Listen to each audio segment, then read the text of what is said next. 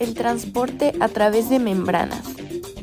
La supervivencia de una célula depende de su capacidad para actuar como un sistema termodinámico abierto, intercambiando materia y energía con su entorno, mientras mantiene una composición interna radicalmente distinta a la del medio extracelular.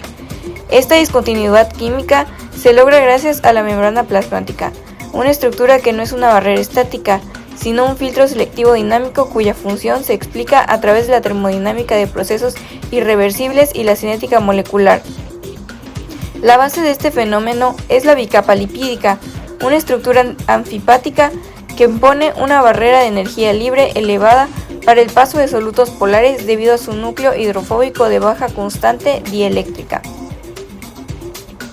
Para comprender el movimiento de cualquier partícula, debemos definir el potencial electroquímico. Este parámetro representa la energía libre molar parcial de una especie química en un sistema. El transporte de una sustancia ocurre espontáneamente solo si hay una disminución en su potencial electroquímico. Esta fuerza impulsora se compone de un término entrópico, derivado del gradiente de concentración, y un término entálpico, derivado de las interacciones eléctricas, en el caso de los iones. Cuando una sustancia se mueve a favor de este gradiente, el proceso es exergónico y se denomina transporte pasivo.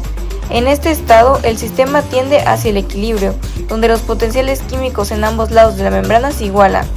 Por el contrario, cuando la célula necesita mover una sustancia en contra de su gradiente, el proceso es endergónico y se requiere un acoplamiento con una fuente externa de energía, generalmente la hidrólisis del ATP. Esto se conoce como transporte activo y es lo que permite a la célula mantener un estado estacionario, que es una forma de orden dinámico mantenido a costa de un gasto enérgico constante. El transporte pasivo se manifiesta principalmente en tres modalidades físicas: difusión simple, difusión facilitada y osmosis.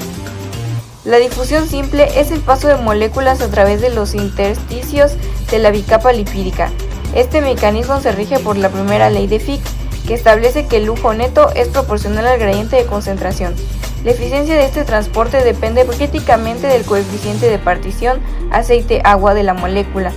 La difusión facilitada es para solutos polares o cargados que no pueden disolverse en los lípidos. La naturaleza provee proteínas integrales que actúan como catalizadores de transporte, disminuyendo la energía de activación necesaria para el cruce. La osmosis es el transporte pasivo del solvente, agua. El agua se desplaza desde una región de menor concentración de soluto hacia una de mayor concentración de soluto.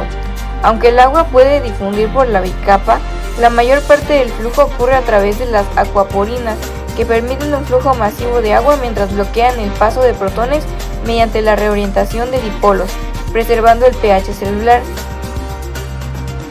El transporte activo es la esencia de la vida celular, pues evita que la célula alcance el equilibrio termodinámico. Se divide según el origen de la energía utilizada, en transporte activo primario y transporte activo secundario. El transporte activo primario, la energía se deriva directamente de una reacción química, usualmente la hidrólisis del ATP por parte de enzimas llamadas ATP-asas. La bomba sodio-potasio es el ejemplo más crítico. Consume cerca del 25% del ATP total de una célula en reposo para expulsar sodio e introducir potasio. El transporte activo secundario es el mecanismo magistral de eficiencia termodinámica. Utiliza la energía potencial almacenada en un gradiente iónico previamente establecido para impulsar el transporte de otra sustancia en agua de su gradiente. En el simporte, ambas moléculas se mueven en la misma dirección. En el antiporte o intercambiador se mueven en direcciones opuestas, permitiendo que la entrada de un ion a favor de su gradiente tire o empuje a otra molécula hacia afuera.